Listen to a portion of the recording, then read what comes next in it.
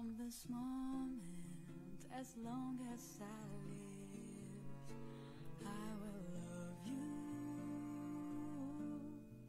I promise you this, there is nothing I wouldn't give. From this moment, I will love you as long as I live.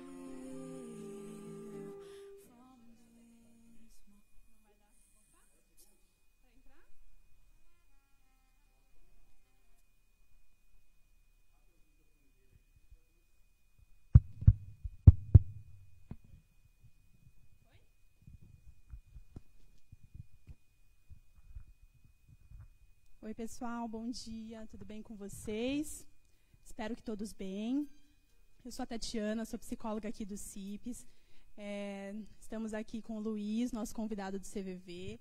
Veio aqui para trazer bastante informação sobre um tema bastante importante, que é a campanha do Setembro Amarelo, que tem como base, que tem como figura principal a tratativa da prevenção ao suicídio, levar informação para a população em relação à prevenção ao suicídio. Tá? Obrigada, Luiz, pela presença. Obrigado. Antes de começarmos, eu gostaria de aproveitar esse comecinho de live para passar alguns recados para vocês. Tá? Vamos lá, vou aproveitar aqui da minha cola. Começando pelo serviço de convivência. O recado é o seguinte, pessoal, não se esqueçam das datas de devolução das atividades. A data que vocês precisam devolver as atividades é do dia 28/9 ao dia 2/10. A retirada das novas atividades, as atividades do mês de outubro, ficou do dia 13/10 ao dia 16/10. Programa de estímulo ao primeiro emprego, mesma coisa, não se esqueçam das datas. A devolução das atividades para quem está fazendo de forma online ficou para o dia 30/9. Encaminhar, lembrando que é importante, vocês devem encaminhar a atividade para o e-mail do instrutor, responsável pela atividade que vocês estão executando, certo? Para quem está fazendo através do material impresso, vocês vão devolver esse material no mesmo dia que vocês retirarem o material do próximo mês. Qual é a data para essa retirada? Dia 6 e 7 de outubro. Programa de aprendizagem. Aqui é um recadinho, gente, para lembrar a importância de vocês entregarem as atividades. Tem muita gente que não está entregando. A Vivian tem cobrado vocês no WhatsApp, nos grupos de WhatsApp. Vocês têm atividades semanais para entregar. É muito importante que vocês realizem, porque senão vocês ficam com faltas e essas faltas acarretam em outras coisas. Então, vamos ficar atentos e vamos entregar as atividades. Recadinhos gerais, pessoal. Mantenha o contato de vocês atualizado. A gente tem encontrado dificuldades para acessar algumas famílias, para comunicar as novidades, para falar sobre as atividades, alguns combinados também. Então, sempre que vocês mudarem o telefone, por favor, nos avisem para facilitar o nosso trabalho. Em relação ao material que vocês estão realizando, que as crianças, os adolescentes têm realizado nesse período, que na verdade começou agora no mês de setembro, vou pedir para que vocês, toda vez que tiverem dúvidas, nos procurem. Pode ser pelo WhatsApp, pode ser por telefone. Se forem dúvidas mais específicas, a gente direciona vocês para o educador ou para o instrutor responsável. Tá? Acho que é isso de recados. Vamos começar, então, a nossa live. O nosso formato aqui com o Luiz vai ser o formato de perguntas e respostas. Essas perguntas, Luiz, foram levantadas através de uma postagem, a gente postou no Facebook, pediu para o pessoal que acompanha lá na página sugestões de perguntas, compartilhamos também nos grupos internos dos adolescentes do programa de aprendizagem, que são os nossos adolescentes que já trabalham, e também nos nossos grupos internos, educadores e instrutores que trabalham aqui com a gente. Chegaram para a gente muitas perguntas, muitas delas eram repetidas, a gente até conversou, né, trocou uma figurinha em relação a elas, algumas muito específicas. e as repetidas a gente tentou somar numa só. Vieram muitas, talvez a gente não consiga dar conta de todas elas aqui, porque a live, a intenção é que ela não se prolongue tanto, mas a gente vai tentar fazer o melhor aqui e responder o máximo que a gente conseguir. Combinado? Bom, começando, vou deixar o Luiz aqui se apresentar, falar um pouquinho sobre ele, sobre o trabalho dele. E já aproveito, Luiz, para colocar aí na tua apresentação a primeira pergunta que nós temos aqui. O que é o CVV? Bom, meu nome é Luiz, né? Eu sou voluntário do CVV há 6 anos e meio. Entrei aí no comecinho de 2014. E hoje, além de voluntário plantonista, eu também sou porta-voz, palestrante do CVV Bauru. O CVV é uma entidade sem fins lucrativos que presta apoio emocional àquelas pessoas que precisam, de alguma forma, colocar para fora, desabafar situações, emoções, sentimentos que estão doendo, que estão machucando, que estão incomodando, e às vezes eles não encontram no seu ambiente social, familiar, um espaço para essa conversa sem críticas, sem julgamentos. Então, o CVV presta esse serviço desde 1962. Foi criado em São Paulo por um grupo de jovens que já naquela época estava muito preocupado com o crescente número de suicídios que estava acontecendo. E aí eles se reuniram e resolveram criar o CVV. O CVV vem passando nessas décadas, nesses 58 anos, quase 59, uma série de modificações até chegar no formato que é hoje, que é o que a gente chama de um serviço onde a gente presta uma escuta empática, sem aconselhamento, sem direcionamentos, um trabalho onde a gente foca não no indivíduo, mas sim na pessoa, no que ela está sentindo, no que ela está passando, sem críticas, sem preconceitos, que é muitas vezes o que essas pessoas encontram na rua, na sua família, na sociedade, e no CVV eles conseguem ter essa escuta sem esse tipo de preconceitos. Quem são os voluntários do CVV, Luiz? Pessoas comuns, isso é muito importante falar, você não precisa ter nenhuma formação, porque essa formação você vai adquirindo dentro do CVV com o tempo, né? O CVV oferece muitos cursos de aperfeiçoamentos para os voluntários. Então, somos pessoas comuns que estão dispostos a doar o seu tempo, calor humano, para aquela pessoa que está precisando. Tá? Então, a gente só tem para ser voluntário do CVV, você tem que ter pelo menos 18 anos e fazer esse curso de preparação. E se uma pessoa tem o desejo de ser atendido pelos voluntários do CVV, qual é o passo a passo, o que ela deve fazer? Principalmente pelo número 188, que é um número gratuito, 24 horas e nacional. Porque o CVV hoje é formado de 120 postos e aproximadamente 4.000 voluntários. Então, a pessoa ligando para o número 188, ela vai ser atendida, se imagina como se fosse uma central telefônica nacional. Esse número cai nessa central e ele é direcionado para algum voluntário que esteja disponível no momento. Essa é uma maneira. A segunda maneira, pelo site do CVV, que é o cvv.org.br, a pessoa também pode ser atendida por chat ou por e-mail. E-mail, às vezes, até parece uma coisa já fora de moda, mas tem muita gente que prefere escrever, porque muitas vezes escrevendo, ela está lendo, ela está ajudando a pensar o que está acontecendo na vida dela, e também pode ser feito dessa forma. Nós estamos falando do Setembro Amarelo. Durante alguns anos atrás, a gente escuta sobre a campanha, a gente escuta falar sobre a campanha do Setembro Amarelo.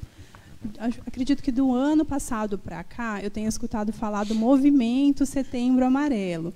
Então, assim, de uma campanha que se tornou um movimento, né? O que você entende, né, por movimento do Setembro Amarelo? Qual que é a importância desse trabalho, desse mês em especial? Esse trabalho vem sendo intensificado ano a ano. Desde 2015, a gente já tem a campanha ou o movimento do Setembro Amarelo, né, que, na verdade, é um mês que a gente intensifica a levar informações para a gente poder ter um pouquinho mais de conhecimento de como tratar a prevenção do suicídio, né? A gente não fala de suicídio, a gente fala de prevenção do suicídio. A gente não precisa deixar acontecer para a gente fazer alguma coisa. Então, o entendimento do Setembro Amarelo é justamente esse.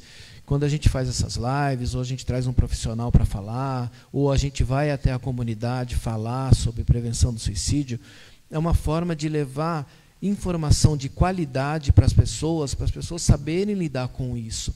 Porque durante muito tempo, tanto suicídio quanto prevenção são assuntos tabus, não são conversados, e o ser humano não conversa daquilo que ele não conhece. Um assunto que você não domina, que você não tem conhecimento, não faz parte da tua roda de conversa. Então, o interessante do Setembro Amarelo é intensificar isso, porque a prevenção do suicídio é feito pelos profissionais de saúde, pelos médicos, psicólogos, pelos psiquiatras, pelos agentes sociais, o ano inteiro. Esse pessoal está na linha de frente junto com o CVV o ano inteiro trabalhando na prevenção do suicídio. Então, o mês de setembro, até porque o dia 10 é o Dia Internacional de Prevenção do Suicídio, a gente intensifica isso para poder fazer com que as pessoas entendam que esse pode ser um assunto que a gente pode conversar, e sempre tem alguém próximo da gente que não está bem. E a gente entende também que o suicídio, ele é um processo. Ele não é uma coisa que acontece de manhã uma coisa e a pessoa tira a vida no final do dia. Isso é um sofrimento acumulado durante muito tempo. Lógico que cada pessoa tem um prazo, um tempo para isso, mas são uma série de perdas, uma série de acontecimentos ruins que a pessoa vem acumulando e em determinado dia acontece alguma coisa diferente e ela tira a vida. Então, esse escutar, esse trabalhar a prevenção, esse acolhimento, esse olhar carinhoso, ele pode ser feito o ano todo por qualquer um de nós. Lógico que tem muitos momentos que os profissionais têm que ser acionados, mas o escutar, o estar junto, o acolhimento, o calor humano, isso pode ser feito por qualquer um o ano inteiro. Então, em setembro, a gente intensifica isso. Mais que uma campanha de prevenção, acaba sendo uma campanha de educação também, né? Como você falou, a gente não fala sobre aquilo que a gente não conhece. Então, é uma campanha que leva conhecimento, educa as pessoas para poder ter liberdade para poder falar sobre o assunto, expor também algumas necessidades, expor sentimentos e saber como lidar com quem expõe também. Né? Vamos lá.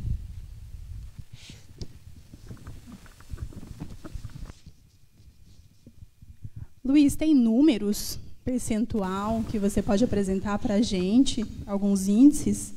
Tenho, sim. A Organização Mundial da Saúde fala em 800 mil mortes por ano no mundo. É uma morte a cada 40 segundos. Nesse tempinho que a gente está falando aqui, infelizmente, muitas pessoas já tiraram a vida. A gente entende que esse número pode ser bem maior do que isso. A gente pode estar falando aí em 20%, 30% a mais do que esses 800 mil. O que acontece, existem muitas subnotificações. Então, quando a polícia, por exemplo, chega num lugar e não tem certeza que foi um suicídio, essa morte não entra nesses 800 mil. Muitas famílias, às vezes por vergonha, por questões culturais, questões religiosas, preferem ocultar o fato de que a pessoa tirou a vida. Para você ter uma ideia, em algumas religiões, a pessoa que tira a vida não pode ser enterrada no mesmo cemitério que as outras. Então, existe toda uma questão que acaba maquiando um pouco esse número de 800 mil mortes, uma morte a cada 40 segundos. No Brasil, a gente tem cerca de 11 mil mortes por ano. É uma morte a cada 45 minutos. Né? A gente tem, por exemplo, na faixa etária de 15 a 29 anos, na última década, esse número aumentou em 30%. Então, a gente sabe também que os homens se matam 4 vezes mais que as mulheres. Os homens têm métodos, infelizmente, mais eficazes, vamos dizer assim. É uma palavra ruim de dizer, mas eles conseguem mais. E eu acho que, nesse ponto, até as mulheres têm mais facilidade, as mulheres choram mais, elas têm mais proximidade com as outras mulheres, elas têm mais facilidade, isso em termos gerais, né, de colocar para fora. O homem, às vezes, até por uma criação, ele tem uma dificuldade de falar de sentimento, tem dificuldade de falar, você imagina, de expor os seus sentimentos. Né? É cultural até. É cultural. Lembra que eu te falei das questões culturais? Sim. Isso é muito presente, né? A gente, hoje é um pouco menos, mas a gente, muitos homens cresceram com aquelas máximas de que homem não chora, de que se apanhou na rua vai apanhar em casa, de que você tem que revidar, que você não pode levar nada para casa, que você, enfim, uma série de coisas que foram colocadas para a gente na educação e que a gente carrega isso uma vida inteira e a gente não sabe lidar. A gente também tem as crianças que não estão acostumadas com as perdas, né? E isso não é uma crítica, é só uma realidade que a gente vê. Então, por exemplo, uma criança, o cachorro morre, o cachorrinho de casa, o animal de estimação morre. A família vai lá e compra outro, ou adota outro bichinho, põe dentro de casa. Então, a criança, às vezes, não costuma lidar com essa perda, porque na hora que o avô falece, não dá para comprar outro. Não dá para colocar um outro avô no lugar. Então, a gente não está acostumado a lidar com isso. E o que acontece? Tudo isso só ajuda a piorar a situação, aumentar esses números. Mas, como eu falo em algumas palestras, a gente, quando fala de números, é uma coisa muito distante nosso. Quando esse número acontece perto da gente, quando acontece dentro da casa, do ambiente de trabalho, dentro do nosso condomínio, dentro do nosso bairro, isso fica muito perto da gente e aí não é mais um número, é uma tragédia.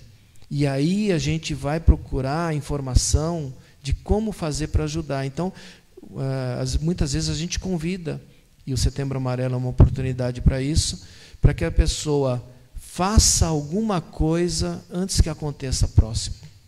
A gente pode ajudar. Você falou agora sobre as crianças, que muitas vezes não é permitido com que elas vivenciem um luto de um bichinho, né? Então, assim, a gente está sempre tentando, a nossa educação está muito voltada para aliviar esse sofrimento, essa tristeza, essa frustração das crianças, dos jovens. E aí, quando de fato acontece, eles não sabem como lidar. E aquilo toma uma proporção muito maior do que deveria. E aí, entre algumas perguntas que nós tivemos sobre a depressão. Choveu perguntas sobre depressão. E uma das primeiras perguntas que eu tenho aqui, que vai de encontro com o que você está falando, qual é a diferença entre depressão e tristeza? Né? Olha, a depressão é uma tristeza que não passa. É uma tristeza que está sempre ali, né, que se prolonga. A gente sabe que existem muitos fatores que os profissionais identificam na depressão, como isolamento, como mudanças de comportamento. Mas o que eu acho mais importante é que a gente quebre esses tabus. Né? A gente escutou durante muitos anos de que depressão é vagabundagem, que é preguiça, que é frescura, que é falta do que fazer, que é falta de Deus no coração, que, enfim, uma série de mitos que não ajudam em nada, na verdade, só pioram, agravam a situação de quem está na depressão. Né? A gente, em vez de a gente fazer isso, a gente pode perguntar para a pessoa se ela precisa de ajuda, se ela quer que você a acompanhe num psicólogo, num psiquiatra. A gente precisa enxergar, porque uma dor no rim, uma dor de um osso fraturado, uma dor de cabeça, uma dor, sei lá, uma dor do parto, isso é dimensionável. A dor emocional é muito difícil, você não tem como dimensionar. E aí é uma coisa que fica muito distante das pessoas comuns. Então, muitas vezes a pessoa prefere encarar, é uma fase, vai passar. Só que a gente não pode vincular todo depressivo com um suicida. né? Mas a gente também tem que entender que muitas vezes a depressão é um fator de risco muito grande para aquela pessoa que está pensando em tirar a vida. Não que todo depressivo vá se suicidar, não é isso. Mas a depressão, como muitas outras coisas, como, por exemplo, um uso de drogas ou qualquer outro transtorno mental, ansiedade, pode aumentar esse risco da pessoa tirar a vida. Em relação à tristeza e à depressão, a gente percebe que você falou que a depressão é uma tristeza que não acaba, que não finda, ela está sempre ali presente, como plano de fundo de vários outros sintomas que a depressão carrega com ela, né? Eu entendo muito que a grande diferença é que a tristeza ela é uma emoção universal, todos nós sentimos tristeza, faz parte da condição humana, e quando a gente está triste, geralmente a gente sabe o motivo dessa tristeza. A gente vai passar por situações na vida, durante toda a nossa vida, que vai nos trazer tristeza. Isso faz parte do nosso desenvolvimento. Então, eu estou triste porque eu perdi um emprego, eu estou triste porque alguém querido se foi, eu estou triste porque eu terminei um relacionamento. Então, geralmente, a gente sabe o motivo dessa tristeza. Tem gente que coloca prazo, 2 semanas, 1 mês, passou disso, acaba sendo depressão. Eu acho isso muito delicado, eu penso que isso é muito delicado quando a gente fala de ser humano também, porque tem gente que passa por um luto vive um luto em 1 mês, tem gente que vive um luto por 6 meses, tem gente que vive um luto por 2 anos e 3 anos. E por ela estar em luto 2 anos, 3 anos, não significa que ela está depressiva, significa que ela está triste por aquela pessoa que ela perdeu e que ela ainda não conseguiu lidar com aquela perda. E a depressão, ela vem como uma tristeza que muitas vezes você nem sabe o porquê. Você não sabe dar nome, você não sabe por que está ali, que te paralisa, né? E você não consegue seguir em frente e não sabe, não tem um porquê, não tem um nome aquela tristeza, né? É muito interessante isso que você está falando. A gente vê isso muito nos atendimentos, no CVV. Muitas vezes a pessoa fala assim, olha, eu não estou bem, estou triste. E não como curiosidade, mas sim para entender o que está acontecendo com a pessoa. Mas você fala, você quer me falar um pouco do que está acontecendo com você? E muitas vezes a pessoa não sabe falar, porque ela é isso que você falou, ela não sabe o porquê que ela está triste. Até um tempo atrás estava tudo bem, de repente não ficou, né? Então, às vezes, nem ela consegue saber o que está acontecendo. E é por isso, né, complementando o que eu tinha falado antes, é por isso que muitas vezes quando a gente vai conversar com alguém, a gente tem que deixar muito do que a gente pensa, do que a gente acha de lado, para poder acolher essa pessoa de uma forma melhor. Porque se você começar a achar soluções simples para problemas tão complicados, você está minimizando tudo isso, né? Então, você pode dar a oportunidade da pessoa falar.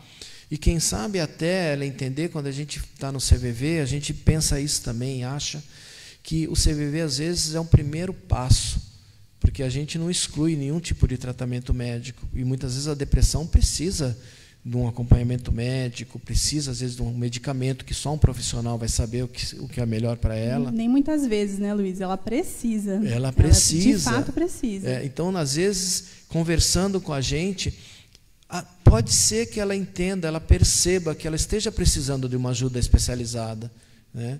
E aí ela, quem sabe, encontra alguém que possa ajudá-la a procurar essa ajuda, né? Com certeza. Nós tivemos perguntas também sobre isolamento social, distanciamento. A pergunta, como a saúde mental das pessoas foi afetada nesse período de isolamento social? E se isso, lá para vocês do CVV, acarretou num maior número de atendimentos, se as pessoas buscaram mais apoio durante esse período também? Olha, o que acontece? Os números de atendimentos ficaram meio estáveis. O problema é que nós perdemos voluntários com o isolamento, porque tem muito voluntário em grupo de risco, muito voluntário que ficou doente, então esse voluntário teve que se afastar do trabalho. E os atendimentos continuaram. Então, às vezes, a fila de espera aumentou e parece que piorou, né? O que a gente vê com questão do isolamento? Outro dia a gente fez uma live com o Dr. Bertolotti, que é um médico psiquiatra de Botucatu, da Unesp, e ele falou uma coisa muito interessante, que é o seguinte: uma coisa é você estar isolado por opção, e a outra coisa é você estar isolado por uma imposição, né? Então, gente falando que está sozinha, que se sente solitária, mesmo às vezes morando numa casa com mais pessoas, gente falando que está isolada, isso a gente já ouvia.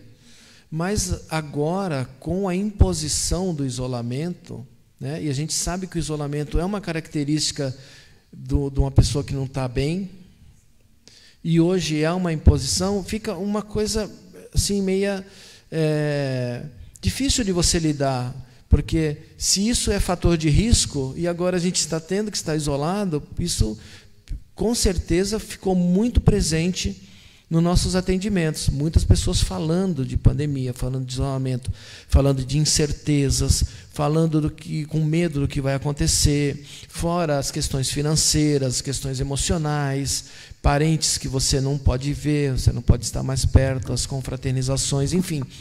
Tudo isso é muito presente nos atendimentos e a gente vê que está causando um dano mental muito grande para as pessoas.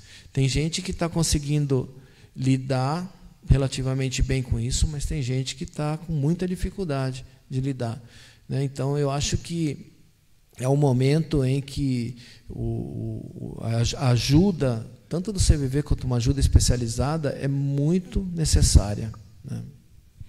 Todo mundo se viu num momento inesperado, a mudança de rotina foi muito inesperada por todo mundo. E aí vejo muitas pessoas numa ebulição de sentimentos, e muitas vezes sentimentos opostos. Ao mesmo tempo que eu estou com muito medo, eu preciso ter coragem para poder seguir em frente, para me reinventar. E, ao mesmo tempo que eu quero me solidarizar com os outros, eu também quero ficar mais quietinho, quero ficar mais individual, trabalhar melhor a minha individualidade. Então, um monte de sentimentos opostos que a gente está tendo que lidar num espaço que era curto e se tornou longo durante um ano, né? E as emoções ficaram realmente muito, muito bagunçadas, né? É aquela questão também das mudanças, né? Toda mudança exige da gente uma adequação, né? Mudanças de comportamento, de atitudes. E quando veio assim, tão bruscamente, tão inesperadamente, porque no começo todo mundo achou que o mês que vem está todo mundo na rua de novo, e a gente está aí há quase 6 meses já, né? E a gente não tem, é uma coisa que agrava também muito, essa incerteza de quanto tempo, né? Alguns falam, olha, isso vai demorar 2 anos. Olha, isso aqui, não, ano que vem tudo bem.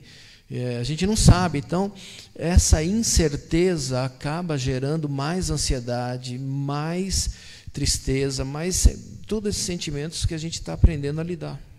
Sentimentos novos, né? É novo para todo mundo, né? Com certeza. Luiz, falando um pouquinho sobre os jovens. Aumentou o número de tentativas de suicídio, os casos de suicídio nesse público? Você comentou um pouquinho antes, sim, sobre o público jovem de 15 a 29, 15 a 29, isso. Aumentou 30% na última década. Eu acho que o jovem hoje, e o pior ainda, assim, lógico que a gente não fala de números e o que é pior, o que não é, menos pior, porque tudo são vidas, né? De uma criança de 10 anos ou um idoso de 80 é uma vida. A gente não pode ficar muito ligado nisso, mas o jovem hoje, ele vive uma situação que às vezes acaba agravando isso. Hoje, as redes sociais, Facebook, Instagram, Twitter, todas essas que a gente tem hoje, são ferramentas maravilhosas, são coisas ótimas que ajudam a aproximar as pessoas. Hoje eu tenho contato com amigos que eu não vejo há 20 anos. Ótimo. Só que o que a gente vê muitas vezes nas redes sociais não é o 100% da verdade, né? Então, hoje, todo mundo é feliz, todo mundo viaja, todo mundo almoça em restaurante bacana, todo mundo tem carro novo, todo mundo não sei o que lá, porque as pessoas, e não é uma crítica, todo mundo tem direito de fazer isso, eles ficam expondo a vida, e aquela pessoa menos favorecida, aquele jovem que não tem toda aquela beleza ou aquela sociabilidade, ele vai enxergando o outro como um exemplo, e ele muitas vezes não consegue chegar naquilo, e isso acaba gerando muita ansiedade, muita tristeza, às vezes casos depressivos. Eles veem no outro o que às vezes eles nunca vão ter, o que eles nunca vão ter. E isso daí acaba atrapalhando demais. E isso daí é um trabalho que a família tem que fazer, que a família tem que informar, os pais têm que conversar com os jovens, para eles entenderem que a vida não é só um mar de rosas, existem coisas ruins, coisas boas, né? A gente fala muito de bullying. Quando eu tinha 12 anos, já existia bullying. Eu acho que não tinha esse nome, mas já existia. E, de alguma forma, a gente lidou com isso e chegou até aqui, né? Como é que a gente pode usar isso para ajudar esse jovem? Sabe? A gente viu há 3 anos atrás, com a série dos 13 Porquês, uma enxurrada de jovens ligando para o CVV, porque eles viam na série muitas situações que eles viviam no dia a dia deles. Lógico que teve um lado bom, um lado ruim da série, mas o lado bom, vamos dizer assim, é que o jovem enxergou que o que aquela pessoa passa, ele também passa, e que ele pode ter um final diferente daquele. Não precisa chegar naquele ponto da série, ele pode procurar ajuda. E um recado que eu sempre falo para todo mundo em umas palestras é que se você se você estiver nessa situação, se você estiver nessa tristeza, se você achar que tem depressão, se você precisar de ajuda, peça ajuda. Peça ajuda. E você que está do lado, que está vendo a situação em muitas pessoas que estão ao seu redor, ofereça ajuda. É um estender as mãos dos dois lados. A gente pode ajudar, a gente pode fazer alguma coisa. A gente não precisa deixar acontecer para fazer alguma coisa, como eu falei antes. Você acabou respondendo, o pessoal perguntou bastante sobre a questão da internet, de como isso influencia, se isso pode causar uma doença de cunho emocional, aumento de depressão, de ansiedade, né? E você informou para a gente que sim, é um fator. Dependendo de como é usado, sim. Como é visto, sim, né? Eu percebo muito as redes sociais como foi criado um mundo totalmente fantasioso, e as pessoas passaram a se relacionar com esse mundo como se ele fosse real. Então, a gente falou de beleza, nem sempre o que está lá de fato é o real.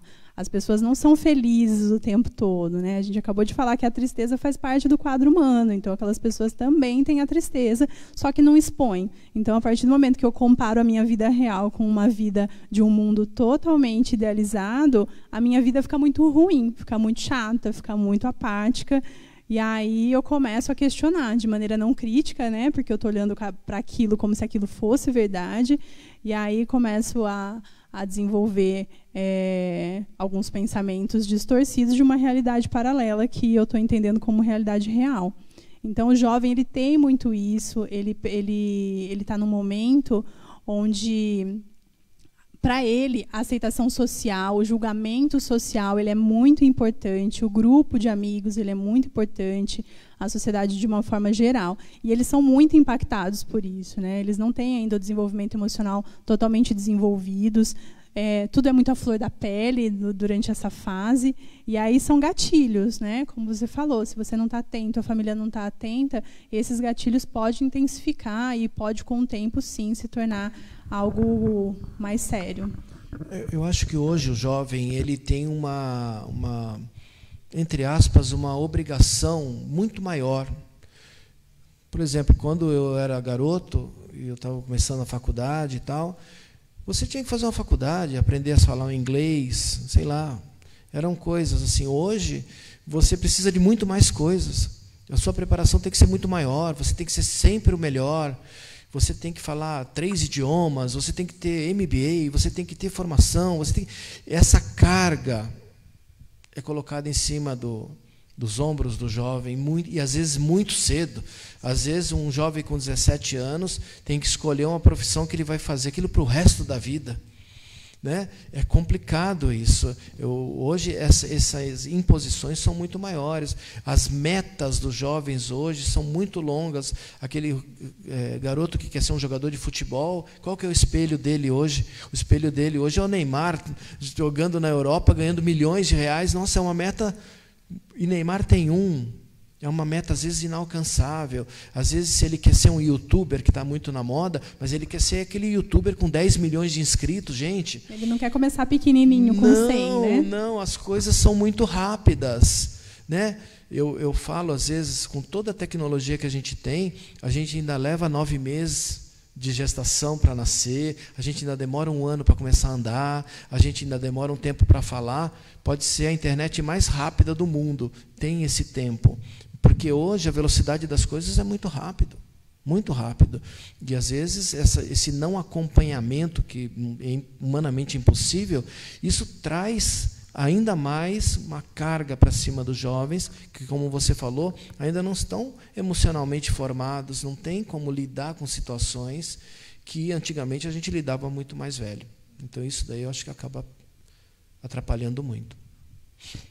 Luiz, qual que é o papel do educador, da família, dos amigos nessas situações? Olha, é fundamental, né?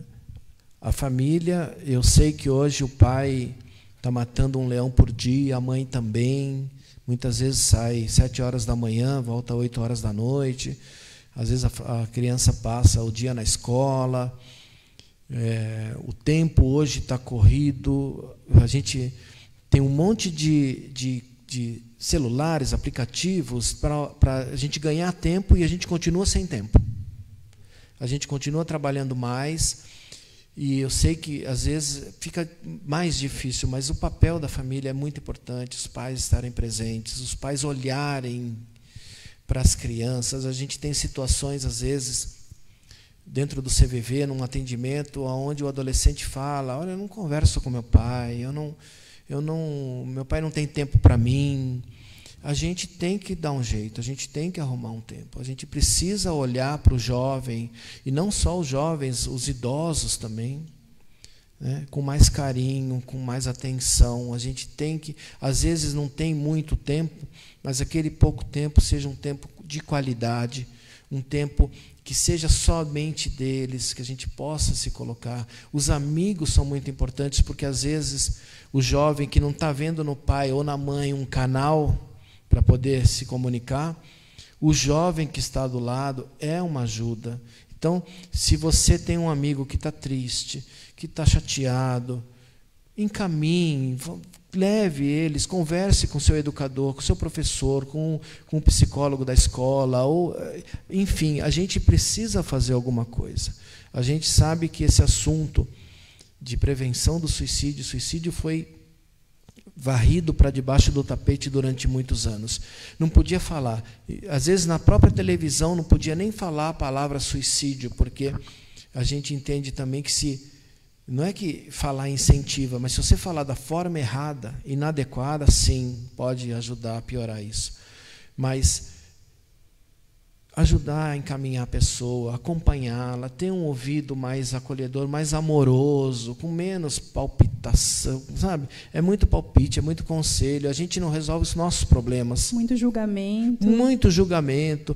Você falou dos adolescentes que vivem, muitas vezes, uma aceitação social, ainda estão começando a aprender a lidar com a sexualidade, com situações que acontecem na escola, dentro de casa, né? Então, esse jovem, ele precisa de um acolhimento, ele precisa de uma pessoa próxima. Em relação ao papel dos educadores, eu vejo que levar informação primeiro de qualidade, não é qualquer informação que a gente leva, e também tem que adequar a linguagem, né, Luiz, do público com quem a gente está falando. Porque eu posso estar falando com criança e eu preciso falar de uma forma com que ele receba aquilo, com jovens, com adultos, com idosos. E eu entendo que a linguagem faz toda a diferença. A gente tem uma coisa no CVV que a gente chama de nivelamento, né? Então, a gente entende que, por exemplo, uma pessoa que procura o CVV, ela seja uma pessoa que tem que juntar muitas forças para poder ligar para um número que ela não sabe quem vai atender, com quem que ela vai conversar, para falar, às vezes, de um sentimento muito pessoal, muito íntimo dela, que às vezes ela não tem coragem de dividir com alguém muito próximo.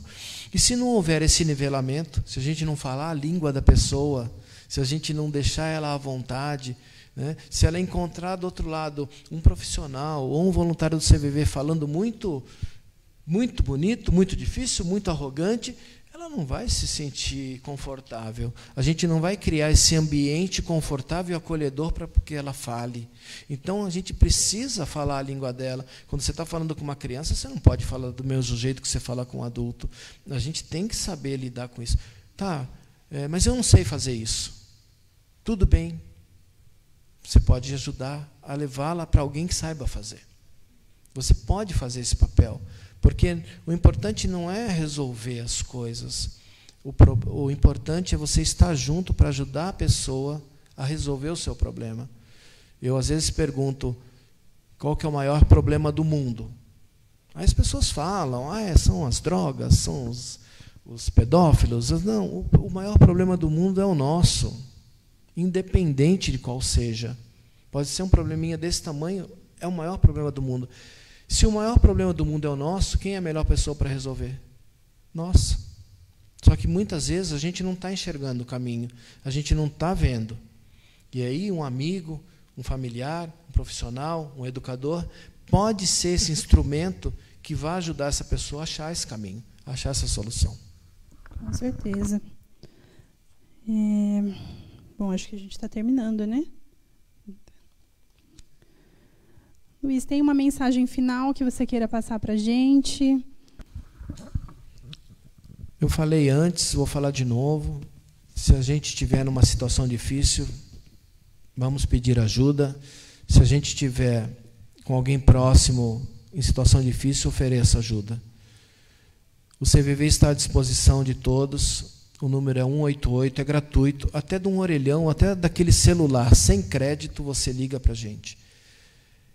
Então, um outro convite é para aquelas pessoas que ficaram curiosas, querem conhecer um pouquinho do trabalho. Entre em contato com a gente pode oferecer um curso de formação e, quem sabe, você se tornar um voluntário do CVV. A gente precisa de pessoas dispostas a doar calor humano, uma conversa carinhosa. É um trabalho muito importante, muito agradável de ser feito.